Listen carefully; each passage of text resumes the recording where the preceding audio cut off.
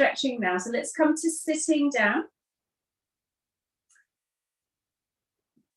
And we're going to start with a lovely practice actually that I learnt called Shakti dance. You might have heard of it. The thing I love about Shakti dance is that it's movement based and it's movement to really beautiful music. And so it gives us a lovely rhythm to be working to, you know.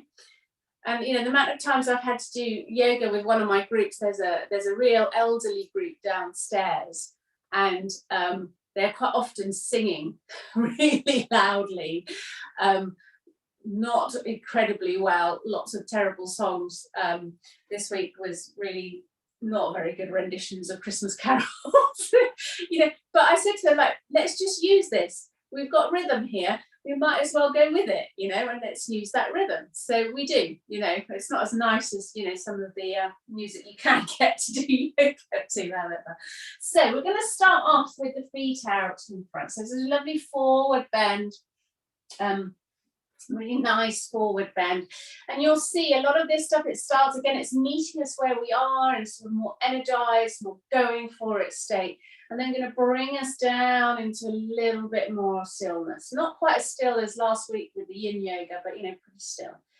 So we're going to breathe in, bring the arms up. We've got a lovely V-shaped opportunity here as you breathe in, lengthening the spine. And then as you breathe out, we're going to fold forwards into our forward bend. And as if there was sand either side of your legs, you're going to pull the sand back. And then breathe in, push it away, and come back up into your V. Breathing out, forward bend.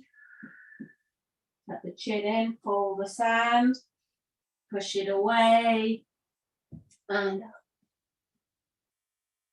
Keep going. Out breath is C shape. Pull the sand. In breath, reach to V shape.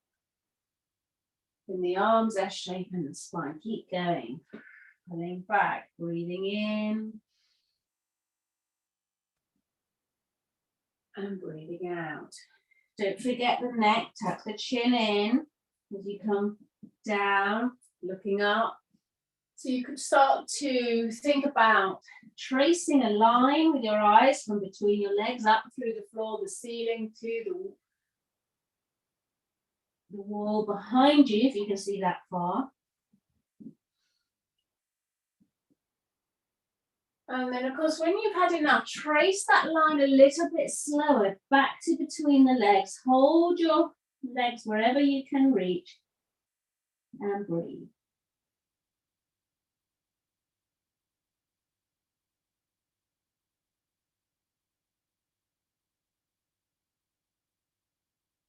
With a nice warm spine, warmer hamstrings, and that stillness just allows us that little new moment to work. So I've got my secret leggings on underneath this dress. I bet you were wondering how on earth I do yoga in a dress. This is it, secret leggings, see? So legs out wide for this next one. And again, you know, you can support yourself as we talked about last time, you know, in yin yoga, there's always loads of cushions and things around just so that you can be comfortable in this position. So similar little routine in that we're going to go forward and back just like we did, only this time we're going to turn to face the leg. Okay, so you're turning slightly to face the leg. It's not a big turn. And again, you're going to, you breathe in at the center here. And then you turn. Breathe out, reach, pull the sand towards you. In breath, push away and up. Turn, breathe out, C shape, pull the sand. In breath, push away. Center and keep going, out breath. Chin tucked in, push the sand away. Center. Turn. Keep going. Out breath, pull. In breath, push. Out breath, pull. Push. Now again, up to you how long you keep this going for. See, if you are playing music, it's easier, a lot easier to just keep on going until, you know, you think of what else you're going to do. But when you do finish, you're going to come into a forward bend on one leg. So you're in that C shape, breathing.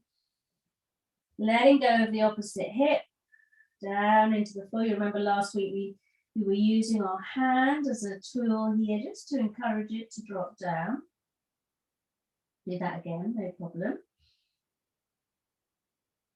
And then we can come to the middle, have a little stretch here. Sitting down, the sitting bones, feeling our legs slowly becoming more heavy and letting go in the toes. And then final side, letting the hip drop, breathing. So you know how, you know, last week when we were doing the yin style stuff, you know, we were still for quite a long time. And sometimes, you know, when you come to be still like that, you realize that you just can't. So these little movements first can be really helpful to get you to a bit more of a still state. Okay, so Cobbler Pose next, although it is optional. If you find that this is too much for your hips, you can just cross the legs and do this one. Those of you that have done some yoga with us, you know, before, you'll recognize some of this. So it's 2 arms up,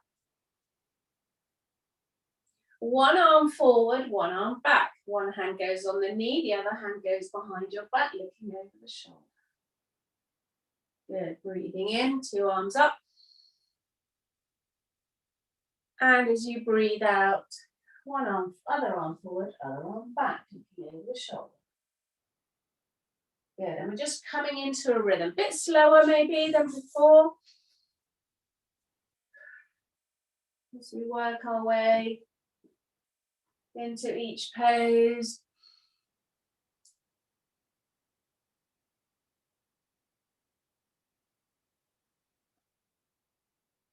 Getting a nice, perhaps forwardness as you come up now into the center.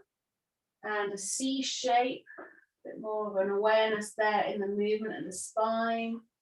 It's like forward S and C. Like S and like C. So you're not putting your body into those shapes. You can just feel them, they're there. Now when you've had enough, we're going to stop, relax the legs down. And have a breath in your twist.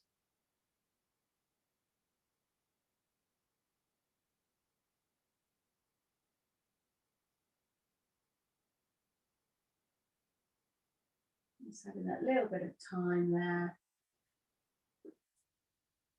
Same thing on the other side.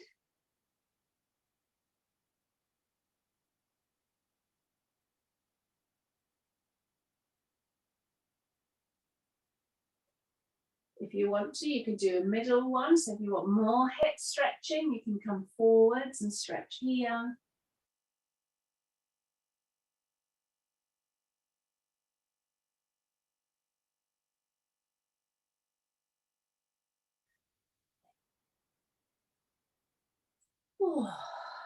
So slowly, really feeling how we're coming into our body. Out of all the practices so far, this is the one that's working the best on me today. So it's really different. So this one is a sideward bend. Again, you can stay in your cobbler pose if you want to, but it is a bit tricky. So maybe try it first with the legs crossed. So sideward bend.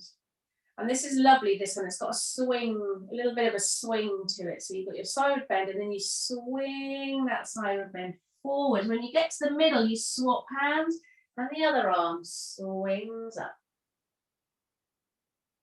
And forwards and swing. And again, you can imagine if you had lovely music going on in the background, that this would really work nicely.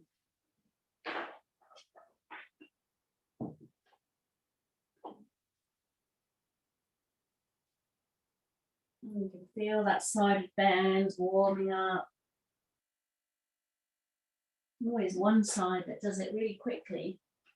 You can start to bend the elbow a little bit more with the hand that's on the floor. Reach with the hand a little bit as you intensify it. And then here, finishing, when you feel like, oh yeah, there's just that little bit more to do with stretching and breathing.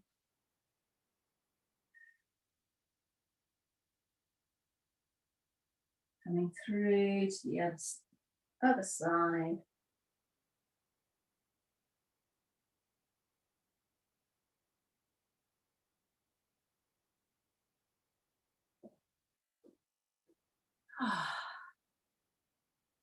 Oh, so much better. Great. Okay, so of course we do this quite a lot in yoga anyway. It's not specific to Shakti yoga. So for something like cat and cow.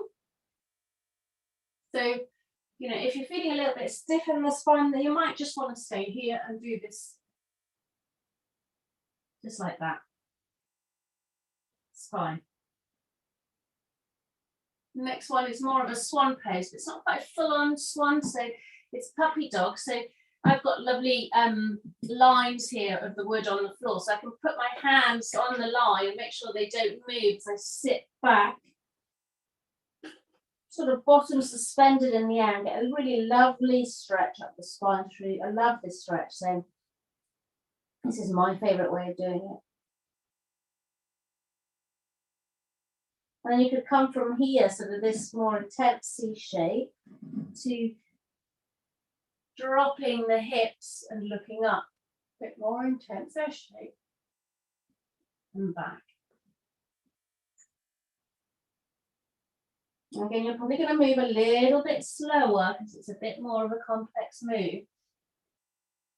And also because, we're beginning to regulate and calm.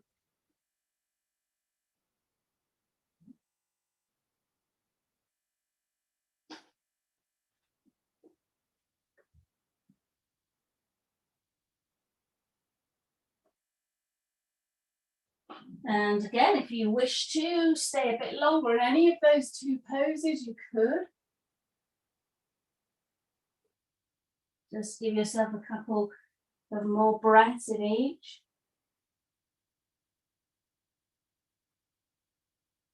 But as you finish up in puppy pose, we can turn that into child pose by letting go of the hands, sitting all the way back, bringing the hands to wherever feels right for you. So I always love to tuck mine in, create a lovely bit of heat around my breastbone area.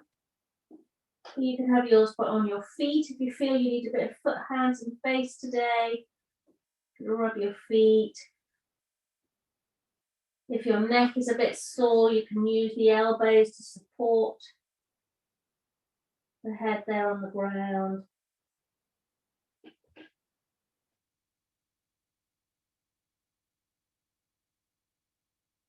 We're just finding ourselves in our lovely present with the body, present with the mind state. So we can stay here for as long as you like.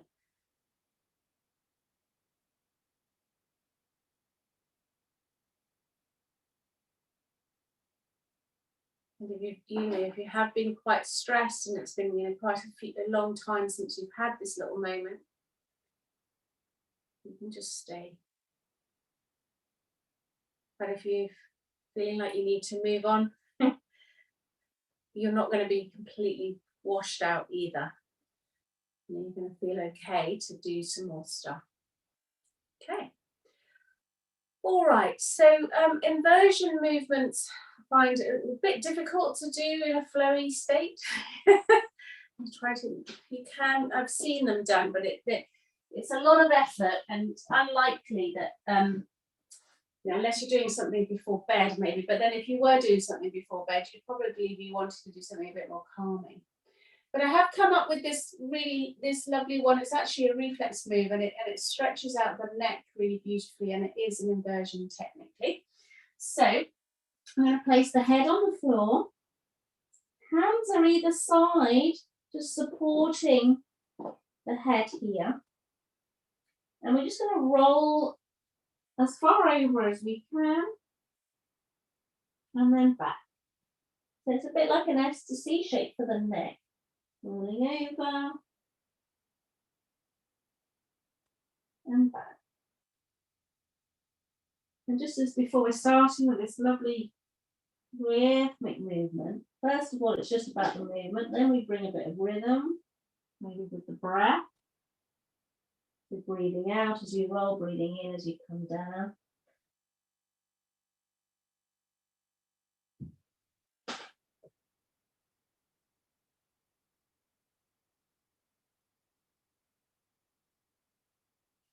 Now, this is one of those ones that doesn't last too long. So when you feel like you really have had enough, you can stop and have an extra bit of a stretch, bring it all the way down from the neck to the tail. You might just be satisfied that you've managed to get some movement in on the neck there, at which point you can just rest here. Again. Remember, one of the main purposes of the inversions is to change that chemical structure in the body. So